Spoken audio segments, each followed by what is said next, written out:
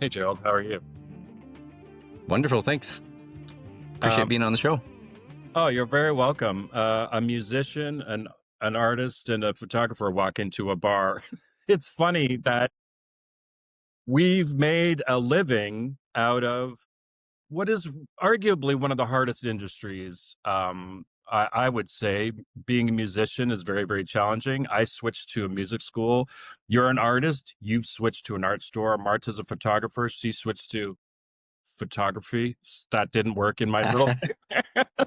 But tell me, like, how have uh, how did you start Revival Art Store, and did your kids really kick you out of your house?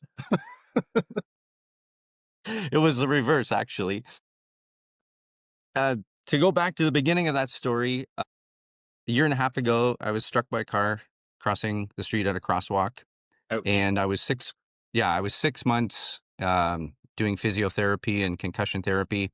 And when I went to go back to work with my wife, I found out that I couldn't do the things that I used to be able to do before. I couldn't be around the flashing lights. I couldn't handle chaos and stuff like that.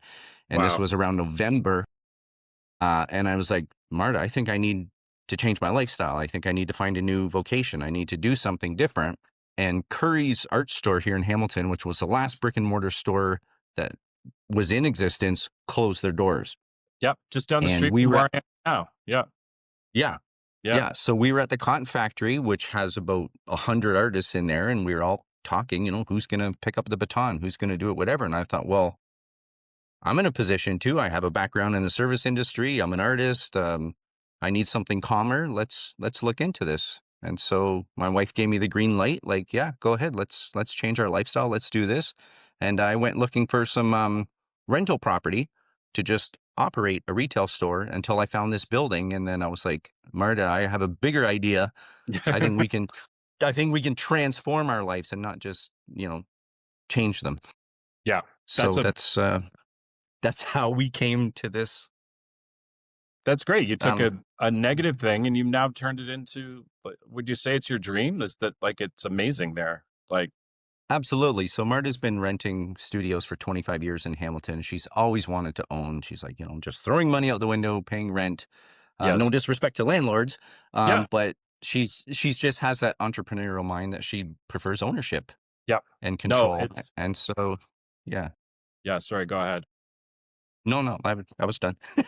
Yeah, no, like, owning the building, that's one thing that I regret. I wish I had owned the building, because you're right, having landlords, again, no disrespect to landlords, but having a landlord is tough. I mean, you're at the whim of their timeline, their budget, so ownership should Mm. be a great thing for business owners to strive for sure. Now, you're calling the Revival Art Store the headquarters of creative disruptors. And who is a creative disruptor?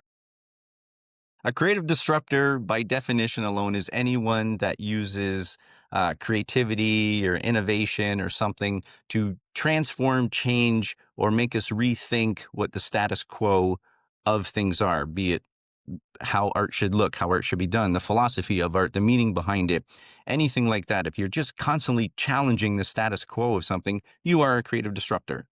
And I find that most artists, the reason why they're artists is because they do tend to think differently. They do tend to want to approach things differently. They don't want to do what's been done before them because that's not art. That's not art is alive. It's a living thing and it's Yeah. constantly changing because people are changing, society's changing, and these influences affect how we continually grow and change things and do things. Music's not the same as it was before from your perspective, and art's not the same as it was before from mine. Yeah, it's interesting. You are a creative disruptor. Yeah, no, I mean, it's true, because I tell this story. I remember when I used to manage Walter's Music in Toronto. This was going back 15 years. And Remember that? I was friends with an amazing pianist, Rob Wakalako, and he used to go around to compete in piano competitions. His technique was flawless. It was Watching him was unbelievable, but I was always curious as to why he would go around doing competitions, because music is so personal, as art is. And he told me, he's like, actually, I would go to competitions and I knew that I had lost before I even walked into the door because I knew who the judges were. And I was playing a Bach piece and they didn't like Bach, or I was playing Mozart and they didn't like Mozart. So it is very personal. Art is very personal, as is music. And so Mm, you've taken that now and you've created a space which is beautiful. I'm going to put up some pictures. I was there yesterday, and see, people can see your space. So, awesome. how did you decide to lay out everything? Tell us how the actual foundation of the Revival Art Store came into being, of how it looks and feels, and what was important to you. That's a great question, and there's a lot to unbox there. So, I was always inspired when I was in art history class, and when we learned about these cafes like the Rotunda and stuff in Paris, where Modigliani and Picasso and stuff, they would meet up and they would talk philosophies, they would talk art, they would talk politics, they would do all these things, and those philosophies, those arguments, led to each other, pushing the boundaries of what defined art and what they could do with art and what they could say with art. And movements started from these groupings of great minds getting together and being able to discuss these things. And I find that today we're kind of separated a little bit in that, we have shopping areas of the city and we have residential areas of the city and we have industrial areas of the city, but we don't have that old European downtown where everything is kind of mixed and joined together, where we can have um, culture and retail at the same time. And so we wanted to make sure that we didn't just open a store. We wanted a space where the culture that supports that store would have a place to come in and think and do and be part of that culture. So that Yeah, was really important for us. The cafe was a no, like not an option not to put it in there yeah, kind of I thing. We had to make a space for it. And even though our cafe isn't opened yet, the store's already been filled with artists that have come in and just sat and have drawn for 2-3 hours and use the space in what it was intended for already, even though we didn't have the accommodations to do that. Yeah, that's amazing. And then, so your location is in the East End. You're close to Gage Park. How have you chosen that area? Because you originally live in the mountain, and you chose the downtown area as opposed to close to where you were residing. How has that community received you guys, and are you finding your footing, so to speak, out there in the So East End? the Yeah, yeah. So we were definitely looking for a place that had foot traffic, because we want that old school feel, and it really doesn't exist up on the mountain. It's a little more modern up there, a little more separated. So we also chose the East End because we do have another art supply store, family run in Hamilton, out in Westdale, Mixed Media, and we didn't want to compete with them or take anything away from them. We wanted to replace the spot that Curry's had left. So we did make a conscious effort to make sure that we're still in coexistence with mixed media and not, dominating in any way like that. When we first moved into the community, there was a Facebook page called Crown Point Community, and we had posted that the building was bought, and we had intentions to do that. And in a couple of weeks, we had 80 shares from that post, and they were all organic. I didn't know a single person. Wow. So the community just went, "Hey, everybody, Yeah. look, we want this." Yeah. And so we've been pretty fortunate that we have been received so well and acknowledged so well, so that when we were open from day one, people knew we were here and they came into the store. That's great. That's really great. So you have combined art retail supplies, a cafe, and a workshop. How are you progressing with all of them? I know that the cafe, you're trying to get licensing. What's that process been like in terms of going each steps, and are you on a timeline that is pulling your hair out because of red tape, or has it been somewhat easy? Of course, we wish that things would have happened simultaneously, and that the first day we opened our door, the cafe was It open. never happened. With that, it didn't happen. It didn't happen. We had to see and also define what we needed to do as a kitchen. The minute we wanted to cook anything, we would need a different hood because we would have grease, board, and vapors and all these things I had no idea about.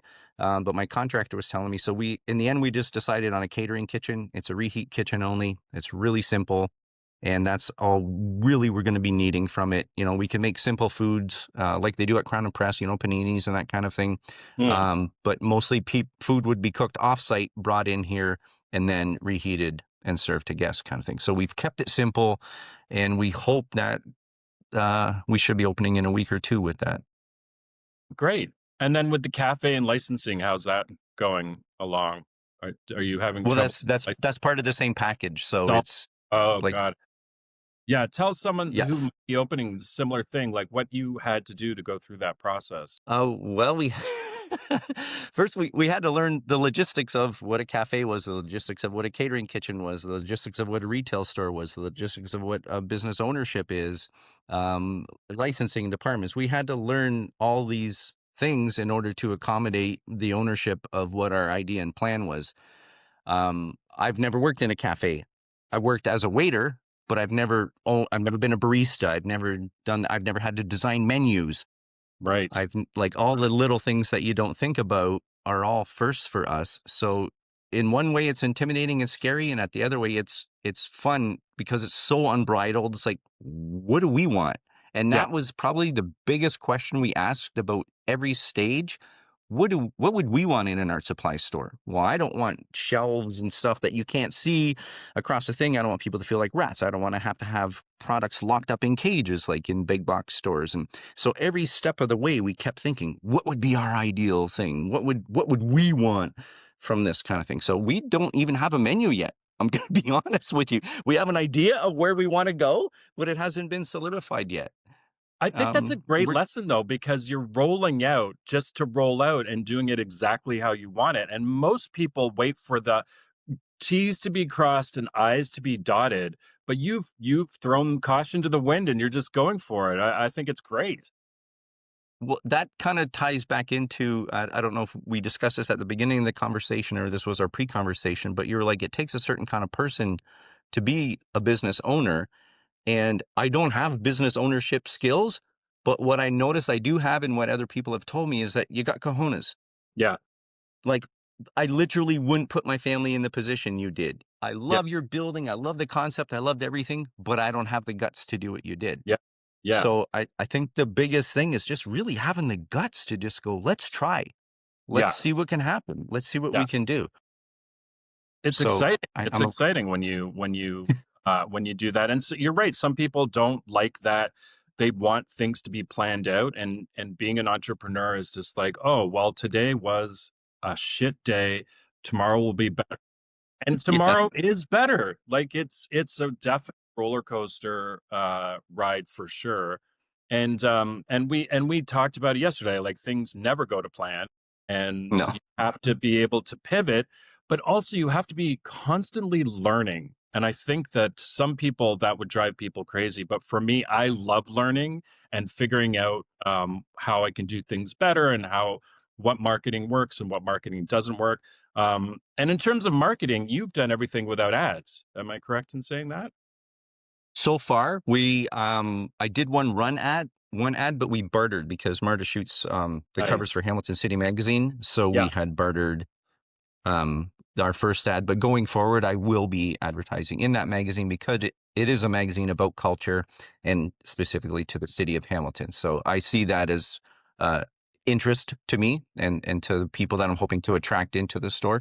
So I will be doing that. But up until now, everything has been word of mouth, self promotion, and just the network that we had built up in the last 25 years Right. before we'd done this. Like Marta's been shooting for 25 years in Hamilton. She's shot a lot of really important people. So I worked in some of the best restaurants in Hamilton. I met a lot of great people, and we Yeah. used that library of network to, get us where we were grassroots style marketing today. And it's interesting. Like I have talked to other business owners about using skills that they have that they don't think apply to business, but your network is just as important. I Well, mean, some yeah. people think that I'm just working at a retail store. What do I know? Well, you know inventory, you know how to put things on a shelf, you know what will sell, what won't sell. Like these are important skills. Yeah. Um, being a business owner.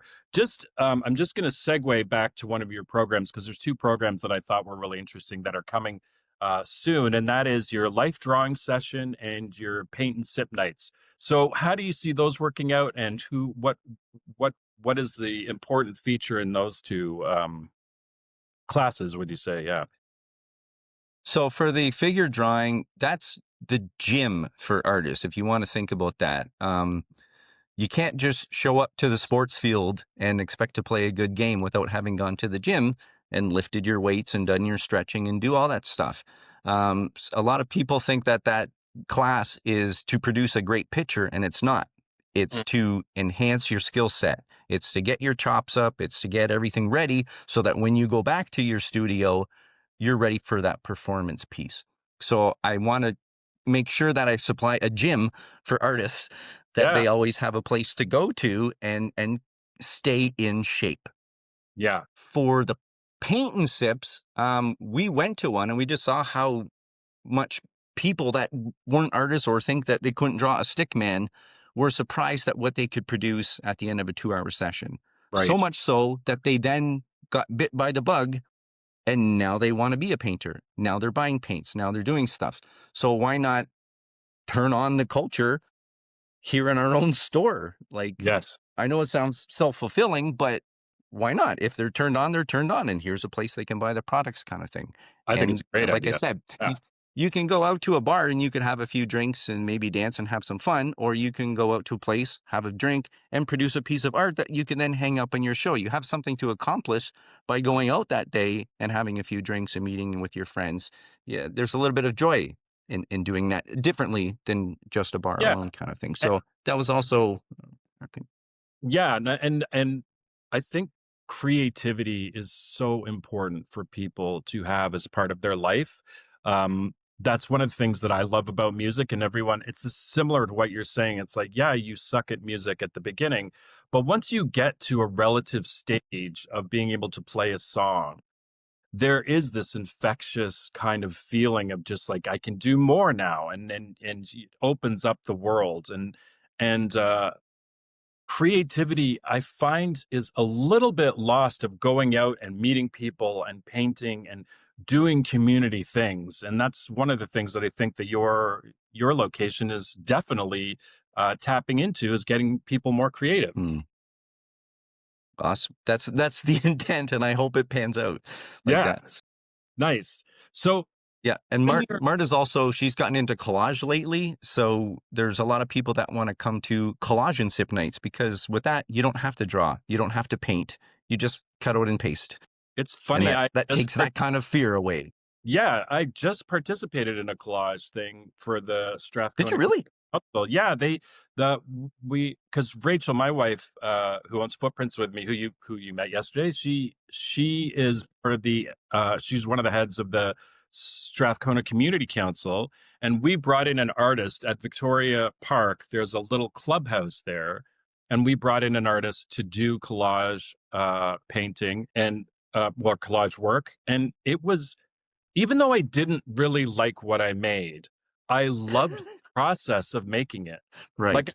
really loved the process of making it. So I think people forget, and they think it's the same thing with music. They think the song, but it's getting to the song that is as important as is creating a piece of work. Well, if you're in love with the process, then that opens the door for you to experiment again and again until you get to that point where you produce a piece that you are then proud of, Yeah. which Yeah. then makes you wanna produce a better one again, so Yeah. No, this just popped in my gotta be in head. love with the process. I know you've got to be in love with the process, but something that popped in my head that I hear a lot of times from parents who come in for lessons, I'll be like, you should take lessons. Your kid's taking lessons. You should take lessons. They're like, no, no, no, I'm not going to. I had a teacher who was horrible to me when I was 8 years old, and they have these art scars. And I'm sure you've heard over the years of many adults who have had art scars. What would you say to someone who has gone through that process to come into your studio? So there's an old saying, you don't read the same book twice. You are not who you are today, who you were before. Your your growth in your life has changed and molded and developed you into a completely different person that has something different to offer today. Try it again and you'll find out that your results are different. Yeah, Don't listen to what that teacher said to you at that time because maybe it was about your capabilities at that time, but you are not who you were. You are now who you are. And try again with who you are, and you might be surprised what you produce. I agree. I agree. I go a little bit further and I say there are teachers out there who are just jerks. and they don't know Yeah, how to true. Yes, yes, they yes. don't know how to teach kids. And, Yeah. sometimes there are situations where a teacher is teaching music and they want to be teaching science, and that's what they love to do. And unfortunately, sometimes that spillover can result in a bad situation for kids. And I agree, you have to try again, because it's amazing how you can actually use that pain to create something incredible. Yeah. I think there's also new tools out there, like even in the music industry. My friend's daughter goes to School of Rock. She Yeah. didn't want to go to the conservatory. She didn't want to have to learn how to read music. She just wanted to rock out and be on stage. And Yeah. she gets to do that, and she's loving it, and she's thriving. Yeah. The So School of you don't Rock is a even great have to, program. Yeah. yeah. So she didn't have to do that, traditional academic approach. She just went right to the, you know, And rock I star. mean, that's more of our philosophy too at Footprints. We do much more. We want someone to love music for their whole life, and Mm, and at their level of how much they want to love it, and not force down the scales and the things. We can teach kids to go through their exams and go to the Royal Conservatory, but we would much rather have someone love music for the rest of their life. And I tell parents, it's like, your kid's not enjoying music right now, take a break, come back. And some people think that's crazy because it's like you're losing money. And it's just like, I would rather have a lifelong customer than 1 mm. month to pay from a kid who is hating going to lessons. No, thank you. I'd rather much have the connection with that family, and a positivity in that regards. Uh, I just want to shift for a second and go to the retail part of your store. So, how did you decide on which brands you're going to stock? You have Golden, Windsor, Newton. I saw you have the Faber. I think it's the Faber. Is Testo. that, yeah, that one. How do you balance the quality, keeping prices low as things get expensive, but still achieve your standards as an artist of what you tools you want to offer? That is also a great question. So, as an artist and a softie, also environmentally conscious. So, I sought companies that had a really low footprint in what they did. Are they using sustainable woods? Are they, what are they doing with the chemicals that all paints require? Um, so, I tried to seek out companies that I knew were conscious and aware of what they did to the environment. So I started there. What's the big picture? And then I slowly worked it down to how I'm operating as a retail store. I forgot the question. I know that happens all the time. Just how do you choose the quality of the products Mm, with your values? Because, like, we have certain instruments in here that we like because they're good quality instruments, but at the same time, like, we will loan an instrument to a family. I want it to be good quality, but price has to also be affordable. So how do you distinguish between the two? You don't want to have too low quality paints, but at the same time, you want to be affordable. right. So one thing that the companies also do is they have student grade and professional grade. And so I made sure that every time I purchased something from one of those companies, I could have both the student grade and the professional grade so I could do both of those. On top of that, it was our idea to put the cafe in so that we had a second source of income so that we weren't reliant on just the retail side to make all that money. And then if we weren't making money, we would have to raise our prices. So Yeah, we had a secondary income. And then the cafe also didn't have to be expensive because we had the store to offset that. And right. then we have the rental space to offset that. So we chose to have different streams of income complementing each other. So no one was reliant on doing all the work itself and having to, raise the prices to make things work. So Right. we did make a conscious decision to have multiple streams of income so that everything is affordable from our rental space to our cafe to our art supplies.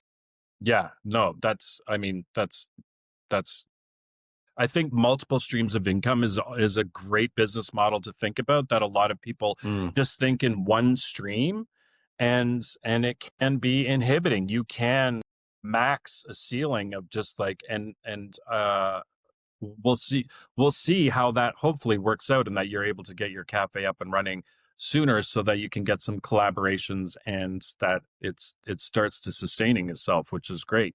Yeah, um this came out of necessity because we were all reliant previously on just Marta as an income.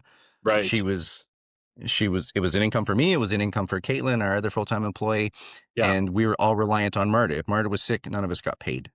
So Yeah. we had all our eggs in one basket, and that wasn't a safe business model. Yeah, no, diversification for sure. Mm. You and Marta both went to Sheridan many moons ago. And what's one big lesson from your own careers that you're trying to pass on to artists coming through the store? That's a loaded question. That's how I Well, roll. yeah, see, I didn't pursue a career full time in art. I needed to Right. supplement my art career, so I was a waiter for the longest time. Mm, I I didn't give up on art, but I didn't, drop everything that I was doing and make myself starve. I still supported my family. I still did whatever I need to do while keeping myself happy. Marta, God bless her, has only ever been a photographer. Right out of graduating from college, this is what she wanted to do, and this is what she was only going to do if it killed her. yeah. And she just put her head down and kept just running through it and running through it and trying again and moving forward and trying to develop and her skill and her network and everything. She just never gave up. And if Yeah. I could say something then, just don't give up. Even if you have to change and modify your lifestyle like I had to, or you're just, like a bull like Marta and just plow through everything. Yeah, definitely. Don't give up. And you have kids too. Like, it changes everything when you have kids in terms of what you it is decisions that you make, and things. And people don't take that into consideration. That I find, is my personal opinion, business owners raising children and running a business is like hats off, because it becomes much more complicated um uh when you have kids and trying to run a business. So that sounds amazing. Yep, and we're fortunate our kids are pretty well adjusted in in spite of the chaos that's happening around them. They're pretty good, and they're both working here Yeah. also. It was our intention to leave them with something as well. Yes. We yeah, we moved out, you had talked about that. We took the equity out of our home and used it as a down payment to buy this building, and we left our kids back at the other house, and each of them brought a friend in, so now there's 4 people up there, and they're paying the new mortgage on the place. Nice. Again, Murda's brilliant idea. Yeah. But they needed their independence too. And we realized they couldn't afford to move out in today's economy. When we first bought our house, I was making $45,000 a year as a bar manager at Montana's. My house was Right. 150,000. So it was about 3 times what my annual salary was. That same position now pays 65, but the house is worth 780. It's Right. 16 times the amount. Yes. It's not that's not manageable 16 times versus 3 times. No. So Yeah. we made the decision to put ourselves in a position where we were going to be uncomfortable. I mean, Marta and I are working 7 days a week right now, but Yep. we hope to develop something that we can leave our kids, that either they run and manage themselves or we have something that we could sell Yeah. and give them a handout, I love it. That's hand because up. yes, exactly. I mean, today's economy, that is part of the reason why I started this podcast, is because I want people to see how business owners are thinking, how Hmm. the creativity needs to come out in terms of how we look at the world, as opposed going to those old ways of just working, and then your kids just get an inheritance, and that's all of that stuff. It's like, that's going to be problematic. And so thinking Yeah. outside the box is something that's, I think, required knowledge for anyone who wants to start a business, or even not Yeah. start a side Well, hustle. it was dormant money. It was dormant money just sitting there waiting for what? For Marta and I to get too old to then travel and enjoy the world. So let's take that out now, spend it, and make some changes that, you know, will Nice. benefit us both. Yeah. Perfect. And then, so looking ahead 5 years, where do you see Revival fitting into the creative scene, fitting into the art scene? What do you want to see in 5 years? Or are you just kind of like, I'm year to year, baby? No, no. So I had a 10-year plan. where I'm Nice. going to work and develop this at 10 years, and then I want to walk away from it.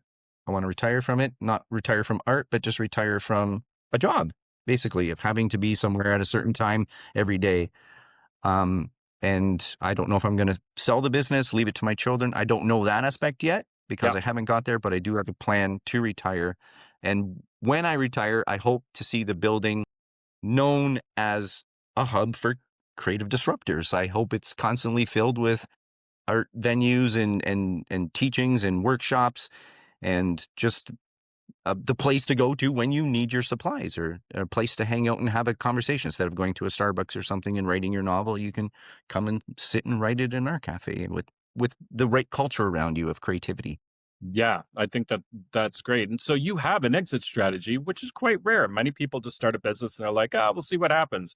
But you're going to work towards exiting and retiring, and what that entails is might change from year to year, but you do have a plan. Absolutely. That's fantastic. Yeah. So Marta's from Portugal. She was born and raised in Lisbon. Her Mhm. mother still lives there, so we travel over all the time. That is the best climate to retire in as an old person, in my opinion. Canada's got harsh winters, and the older I get, the more and more I don't like winters. I never thought I'd say that because I used to love them. Like, yay, snow, tobogganing, and now I'm like, "Ugh," I got to know. shovel off the car. So Yeah, I wouldn't mind even retiring in a nice warm place like that. yeah. But I need the means to do so, and I think I'm paying the price today to allow me the ability to do that in the future. I think that's great. Gerald, it's been great chatting with you. I love learning about you and Marta and meeting you yesterday, and I love your space. And I want to thank you for coming on because you are my 10th guest on this podcast. So double digits, Yay. digital Could I say confetti. one thing in closing, though, to your audience? What's that? Oh, yeah. I said, could I say one thing in closing, though, to your audience that I found Definitely. extremely important? Definitely. Go out and get a company to pay for your business plan. Without that plan, I wouldn't have had a roadmap to know how to spend the money when it came in, and I wouldn't have been able to secure a loan from the bank without that plan to show how I would pay the loan back. That was the best $2,500 I ever spent in my life. Oh, wow. That's great. That is a great tip. And there are people at Hamilton Business Centers who can help guide people Oh, if yeah, they they were great. don't know who to charge. They're amazing, super helpful. You can walk in, make an appointment. If you're nervous about walking in person, because some people don't want to do that, you can email them. And I have found them to be very helpful, and they would give that same advice. They would definitely give you that same advice for sure. Yeah. Um, Great place to end it. Thank you so much for your time, and Well, I look forward to going many times to your space. all right. Thanks for having me on your show, Alex. All right, take care. Bye.